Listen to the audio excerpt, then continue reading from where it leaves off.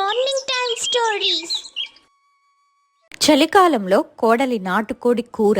అది తాడేరుపల్లి అనే చిన్న గ్రామం. ఆ గ్రామం చుట్టూ కొండలు, చెరువుగట్లు, చాలా అందంగా ఉంటుంది. అయితే ఆ గ్రామంలో చలికాలంలో సాయంత్రం 4 గంటలు దాటిందంటే చాలు విచిత్రంగా మంచు పొగలాగా కమ్ముకుపోతుంది. అందుకు ప్రజలు ఎవ్వరూ కూడా బయటికి తిరగరు. ఒకవేళ వస్తే ఒక సితార కోసమే. అసలు ఎవరి ఈ సితార? ఆ ఊరి ప్రజలు ఎందుకు ఆమె కోసం వస్తున్నారు అనేది కథలోకి వెళ్ళి తెలుసుకుందాము. సితార ఆ ఊరి కోడలు. వాళ్ళత్త పేరు శకుంతల. ఆమె భర్త శ్రీను పట్నంలో చిన్న ఉద్యోగం చేస్తూ నెలకొకసారి వస్తూ ఉంటాడు. సితార ఖాళీగా ఉండలేక తన ఇంటి ముందున్న చిన్న ఖాళీ స్థలంలో సితార నాటుకోడి పులుసు, రాగి సంగటి మొదలుపెట్టింది. సాయంత్రం 4 గంటలకి మంచు మొదలవ్వగానే సితార కట్టెల పొయ్యి మీద మట్టి పాత్రలు పెడుతుంది. ఇంకా తన పనిని మొదలు పెడుతుంది. ఆ గుమగుమలకి ఊరి ప్రజలందరూ బయటకొస్తారు. అప్పుడే అక్కడికి కొందరు మనుషులు వస్తారు. ఏవమ్మా సితారా, ఈ చలికి నీ కూర వాసన తగిలితే చాలు ఇంట్లో ఉండలేక బయటకొచ్చేస్తున్నాము. సితార నవ్వుతూ, రండి మైనా గారు, వేడి వేడి కూర సిద్ధంగా ఉంది. ఈ చలికి నాటుకోడి పులుసు తింటే ఒంటికి సెగ్గ వస్తుంది అంటూ ఉండగానే అక్కడున్న కీర్తి, అవును సితారా, నీ చేతి వంటలో ఏదో మ్యాజిక్ ఉంది. మా ఆయన సురేష్ అయితే రోజుకి 2 ప్లేట్లు తింటే గాని నిద్రపోడు అని నవ్వుతూ మాట్లాడుతుంది. ఎక్కడికి వచ్చిన వాళ్ళందరికీ కూడా సితార నవ్వుతూ సమాధానం చెప్తూ వాళ్ళకి కావాల్సింది అందిస్తూ ఉంటుంది. అలా సితార వ్యాపారం 3 పువ్వులు 6 కాయలుగా సాగుతుంది. వ్యాపారం బాగా సాగుతున్న సమయంలో సితారకి సహాయంగా ఆరవల్లి ఉండేది. ఆరవల్లి వచ్చిన వాళ్ళకి కావాల్సినవి అందిస్తూ ఉంటుంది.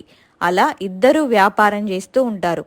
సితార వచ్చిన డబ్బులో కొంచెం తన ఆడపడుచు ఆరావళికి జీతంలాగా ఇస్తూ ఉంటుంది. ఆ డబ్బు తీసుకువెళ్ళి ఆమె వాళ్ళమ్మ శకుంతలకి ఇవ్వడంతో ఆ డబ్బు చూసిన శకుంతల, కేవలం జీతం ఎంత ఇస్తుందంటే లాభాలు బాగా వస్తున్నాయని బాగా అర్థమైంది. కోడలి సంపాదిస్తున్న డబ్బుల గురించి ఆలోచించడంతో ఆమెకు కన్ను కుట్టింది. ఆమె దాని గురించి ఆలోచిస్తూ ఉంటుంది. కొన్ని రోజులు గడిచిన తర్వాత అత్తగారికి ఆశ ఎక్కువైపోతుంది తన మనసులో. నా ఇంట్లోనే ఉంటూ నా కోడలై ఉండి నాకంటే ఎక్కువ పేరు సంపాదిస్తుందా అని లోపల రగిలిపోయేది. ఒకరోజు అత్తగారు సితార దగ్గరికి వెళ్ళి గర్వంగా అంది, ఏమే సితారా, నువ్వు చేసేదెంత, వచ్చేదెంత? రేపటి నుంచి నేను కూడా రోడ్డు అవతలి వైపు షాపు పెడుతున్నా. అత్తని చూడు, వ్యాపారం అంటే ఎలా చేయాలో చూపిస్తా. అత్తయ్య, మనకెందుకు శ్రమ? నేను చేసేది మన ఇంటి కోసమే కదా. ఈ చలిలో మీరు పొయ్యి దగ్గర కూర్చోలేరత్తయ్య. అబ్బో, నీ నీతులు ఆపు. నా రెసిపీ వేరు, నా లెక్క వేరు. చూస్తూ ఉండు. రేపటి నుంచి జనమంతా అటు కాకుండా ఇటు వస్తారు. నేను నీకంటే ఎక్కువ డబ్బులు సంపాదిస్తాను అని అంటుంది. సితార ఎంత చెప్పినా కూడా అస్సలు వినదు. ఎలా అయినా సితార కంటే ఎక్కువ డబ్బు సంపాదించాలని ఆశ పెడుతూ ఉంటుంది. ఇక ఆ మరుసటి రోజు సాయంత్రం సితార ఎప్పట్లాగే తన కట్టెల పొయ్యి మీద నిదానంగా నాటుకోడిని ఉడికిస్తుంది. అవతల వైపు శకుంతలమ్మ హడావుడి మొదలైంది. ఆమెకు సితారలాగా ఓపిక లేదు. ఓయ్ ఆరవళ్ళి, అటు వెళ్ళకు, ఇటురా. మీ వదిన దగ్గర కాదు, నా దగ్గర ఉండి నాకు సహాయం చెయ్యి. అమ్మో అమ్మా, వదిన వంట రుచి ముందు నువ్వు నిలబడలేవు. అయినా సరే నీకోసం వస్తాను గాని నాటుకోడి దొరకడమే కష్టం. నువ్వేం చేస్తావో అని అనుకుంటూ తల్లి దగ్గరికి వెళ్తుంది. శకుంతలమ్మకు ఖర్చు తగ్గించి లాభం పెంచాలనే ఆలోచన ఎక్కువ.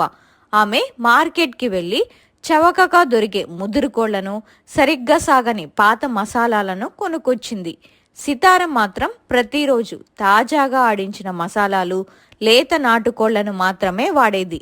మంచు కురుస్తుంది. సురేష్ తన స్నేహితులతో కలిసొచ్చాడు. ఏంటి శకుంతలమ్మ గారు, మీరు కూడా రంగంలోకి దిగారా? సరే, ఇవాళ మీ దగ్గరే తింటాం. శకుంతల మురిసిపోతూ, రండి నాయనా రండి, మా కోడలది ఏముంది, అంతా నేను నేర్పిన విద్యే. వేడి వేడి కూర వేస్తాను చూడండి, అప్పుడు ఎవరి వంట రుచిగా ఉంటుందో మీకు అర్థమవుతుంది అని శకుంతలమ్మ గిన్నె మూత తీసింది. కానీ అందులో నుంచి సితార వంటలో వచ్చే ఆ కమ్మని వాసన రావడం లేదు. పైగా ఆమె లాభం కోసం నూనె తక్కువ వేసి కారం విపరీతంగా కొట్టింది. సురేష్కి అనుమానం వచ్చి దాని వైపు చూస్తూ ఉన్నాడు. కానీ ఆ దానినే తీసుకునే ప్రయత్నం చేద్దాం అనుకుంటూ ఉండగా ఇంతలో అతని భార్య కీర్తి అక్కడికొచ్చి దానిని తీసుకొని ఒక ముద్ద తిని, ఛీ ఏంటమ్మా ఇది, ముక్క ఉడకలేదు, రబ్బర్ లాగా ఉంది, ఉప్పు కారం కూడా సరిగ్గా లేవు అని అంటూ ఉంటుంది. ఇంతలో సురేష్ కూడా దానిని రుచి చూస్తాడు. అవును శకుంతలమ్మ, సితార వంట చేస్తే చాలా అద్భుతంగా ఉంటుంది. తను ఎంత శుభ్రంగా అలాగే ఎంతో రుచిగా చేస్తుందో మాకు తెలుసు. తను ఇంట్లో వాళ్ళకి వడ్డించినట్టుగానే ప్రేమతో వడ్డిస్తుంది. కానీ మీ వంటలో కేవలం వ్యాపారం కనిపిస్తుంది. మేము ఇలాంటిది తింటే ఇంకంతే సంగతులు అనుకుంటా అని అంటూ ఉండగా అక్కడికి మరికొందరు జనం వస్తారు. విషయం తెలుసుకొని జనం మెల్లగా అక్కడి నుంచి జారుకొని మళ్ళీ సితార బండి దగ్గరికి వెళ్లారు.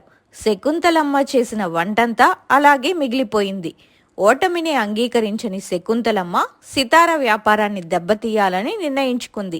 సితార మసాలా డబ్బాలో ఎవరికీ తెలియకుండా ఎక్కువ మోతాదులో ఆముదం కలిపేయాలని ప్లాన్ వేసింది. అలా చేస్తే తిన్న వాళ్ళకి కడుపు పాడవుతుందని, అప్పుడు సితార పేరు చెడిపోతుందని ఆమె దురాలోచన. కానీ సితార ఎంత మంచిదంటే తన అత్తమ్మ షాపులో వంట మిగిలిపోయిందని తెలిసి బాధపడింది. ఆరవల్లి, అత్తయ్య వంట ఎవరూ తినలేదట కదా, పాపం ఆవిడ చాలా కష్టపడింది. ఆ మిగిలిన కూరని పారేయకుండా మనం రేపు గారెలు వేసి అందులో నంచుకొని తిందాం. అత్తయ్యని అడగకుండా ఆ కూర తీసుకో, ఆవిడ నొచ్చుకుంటుంది. ఆ మాటలు చాటుగా విన్న శకుంతలమ్మ మనసు ఒక్కసారిగా కలుక్కుమంది. నేనేమో ఈ పిల్ల పొట్ట కొట్టాలనుకుంటున్నాను, తనేమో నా నష్టాన్ని కూడా తన సొంతం అనుకుంటుంది అని అనుకుంది. కానీ అహంకారం అడ్డు వచ్చి ఆముదం కలిపే ప్రయత్నాన్ని విరమించుకోలేదు. సరిగ్గా తను మసాలాలో ఆముదం కలపబోతుంటే కాలు జారి శకుంతలమ్మ కింద పడింది. చేతిలో ఉన్న నూనె గిన్నె కాస్త ఆమె మొహం మీద పడింది. సితార వెంటనే పరిగెత్తుకుంటూ వెళ్లి అత్తగారిని లేవనెత్తింది. కంటికి తగిలిన నూనె కడిగి కట్టుకట్టింది. అత్తయ్య, మీకు ముందే చెప్పాను ఈ చలిలో మీకు ఇవన్నీ వద్దు అని. ఇప్పటికైనా వినండి.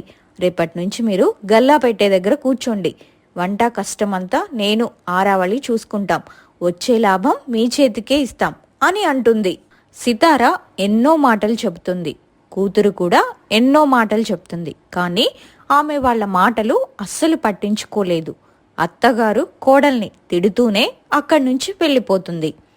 ఆరావళి మనసులో మా అమ్మకు బాగా బుద్ధొచ్చుంటుంది అనంటూ సితారకి చెబుతుంది. కానీ అనుకున్నది ఒకటి, అయ్యింది ఒకటి. ఆ రోజు గడిచిపోతుంది. మరుసటి రోజు సాయంత్రం ఈ మంచు చూస్తుంటే భయమేస్తుంది. ఇవాళ ఎవరైనా వస్తారా ఏంటి? చేతులు గడ్డకట్టుకుపోతున్నాయి. భయపడకు ఆరవల్లి, ఈ చలి ఎంత ఎక్కువగా ఉంటే మన నాటుకోడి పులుసుకి అంత గిరాకీ ఉంటుంది. వేడి వేడి మిరియాల చారు వాసన తగిలితే చాలు, దుప్పట్లు తన్నుకొని మరీ వస్తారు చూడు. అప్పుడే అత్తగారు శకుంతలమ్మ పక్కనే కొత్తగా వేసిన తన బండి దగ్గరకు గంభీరంగా వచ్చింది. ఏమే సితారా, అంత ధీమా వద్దు. ఇన్నాళ్ళు ఇక్కడ నీ ఆటలు సాగాయి. ఇవాళ నా చేతి వంట చూశాక జనం నీ వైపు కన్నెత్తి కూడా చూడరు. ఆరవళ్ళి, అటు వెళ్లకు, ఇటొచ్చి నా దగ్గరుండు. అమ్మా, నీ వంట గురించి నాకు తెలుసు కదా. మొన్న చేసిన పప్పుచారుకే అన్నయ్య పట్నం పారిపోయాడు. ఇప్పుడు నాటుకోడంటే సామాన్యమా? పైగా నిన్నేం జరిగిందో చూసావు కదా. ఇవన్నీ ఇప్పుడు అవసరమా చెప్పు? నోర్మొయ్, నేను పుట్టక ముందే కోళ్లు పుట్టాయా? నాకు తెలీదా వండడం? సితారా చూడు, ఇవాళ నీ కస్టమర్లందరినీ నా వైపు తిప్పుకోకపోతే నా పేరు శకుంతలే కాదు అని అనుకుంటూ ఉంటుంది.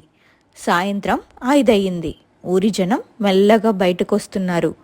మైనా, కీర్తి, సురేష్ చలికి వణుకుతూ వచ్చారు.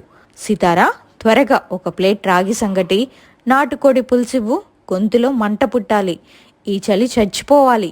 శకుంతల మధ్యలో దూరి, రండి మైనా, ఇటు రండి. సితార దగ్గర పాత పద్ధతి, నా దగ్గర చూడండి, స్పెషల్ మసాలా కోడి కూర. రేటు కూడా సితార కంటే 5 రూపాయలు తక్కువే. పైగా నిన్నటిలాగా అస్సలుండదు. నిన్న కొత్త కాబట్టి అలా జరిగింది. ఈరోజు అస్సలు అలా ఉండదు. అవునా శకుంతలమ్మ? రేటు తక్కువ అయితే మాకు లాభమే. సరే ఇవాళ మీ దగ్గరే ఒక పట్టు పడతాం అంటూనే భార్య కీర్తితో నువ్వేమంటావు? నాకెందుకో సితార వంట మీదే నమ్మకం అండి. కానీ శకుంతలమ్మ గారు అంత ఆశగా పిలుస్తున్నారు కదా, ఒక ముక్క రుచి చూద్దాం. పైగా నిన్నటిలాగా అస్సలుండదు, అంతే కదా? సరే ఒకసారి ప్రయత్నిద్దాం అని అనుకొని ఆమె దగ్గరకు వెళ్తారు. అప్పుడు శకుంతలమ్మ గర్వంగా వడ్డించింది. సురేష్ ముక్క కొరికి గట్టిగా నములుతూ, అబ్బా ఏంటమ్మా ఇది, కోడి మాంసమా లేక టైర్ ముక్క? అస్సలు తెగట్లేదు. పైగా ఈ నీళ్ళ చారేంటి?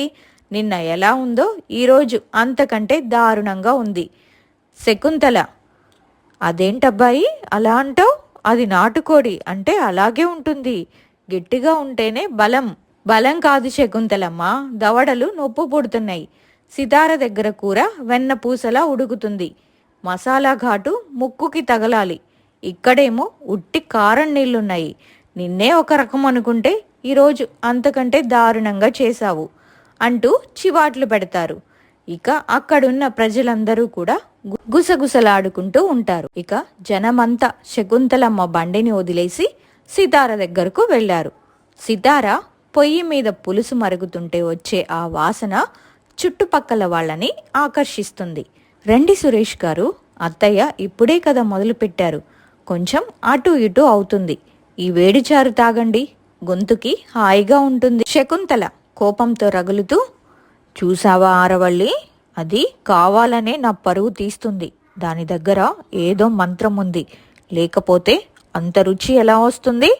అమ్మా, వదిన వంటలో మంత్రం లేదు, మనసు ఉంది. నువ్వు లాభం కోసం చూస్తున్నావు, వదిన రుచి కోసం చూస్తుంది. ఇప్పటికైనా ఆపు అని అంటుంది.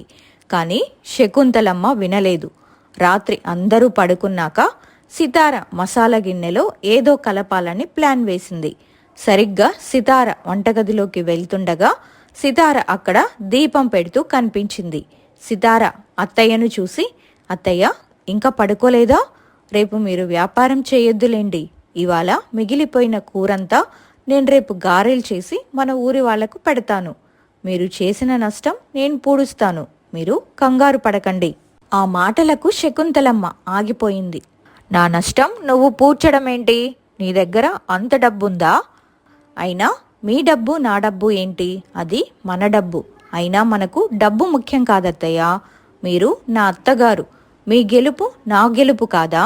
మీరు షాపు పెట్టినప్పుడు నేను సంతోషించాను, కానీ మీరు పోటీగా అనుకున్నారు. రేపటి నుంచి మనం ఇద్దరం కలిసి చేద్దాం.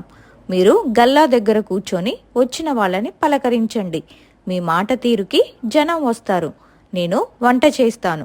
మన ఇద్దరి జోడి బాగుంటుంది కదా అని అంటుంది. ఆ మాటలకు ఆలోచనలో పడుతుంది అత్తగారు. ఇక అత్తగారికి సితార చెప్పిన మాటలు నచ్చుతాయి. ఆమె సితారతో, నన్ను క్షమించు సితారా, తప్పు నాదే.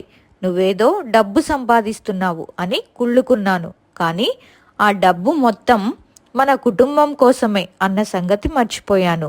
ఇక మీదట అలా జరగదులే అని అనడంతో సితార చాలా సంతోషపడుతుంది. ఇక మరుసటి రోజు సాయంత్రం 4 గంటలకు మంచు కురుస్తుంది. కానీ ఈసారి 2 బండ్లు లేవు. శకుంతల సితార నాటుకోడి పులుసు అని ఒక పెద్ద బోర్డు ఉంది. ఒరేయ్ సురేష్, అటు ఎక్కడికి వెళ్తావురా? ఇవాళ మా కోడలు గారెలు కోడి కూర చేసింది, ముందు ఇటురా. సురేష్ నవ్వుతూ, అమ్మయ్య, శకుంతలమ్మ గారు లైన్లోకి వచ్చారు. సితార చేతి వంట మీ పలకరింపు, ఇక మాకు పండగే. సితార నవ్వుతూ వడ్డిస్తుంటే శకుంతలమ్మ గర్వంగా కోడలి వైపు చూస్తుంది. ఆమె అత్యాశ వెళ్ళిపోయి కోడల మీద ప్రేమ, వ్యాపారం మీద గౌరవం పెరిగాయి. ఆ మంచు సాయంత్రం ఆ గ్రామం నాటుకోడి కూర వాసనతో, సితార మంచితనంతో వెలిగిపోయింది. ఇక అప్పటినుంచి అందరూ కలిసి వ్యాపారం చేసుకుంటూ సంతోషంగా 4 రాళ్లు వెనక వేసుకుంటారు.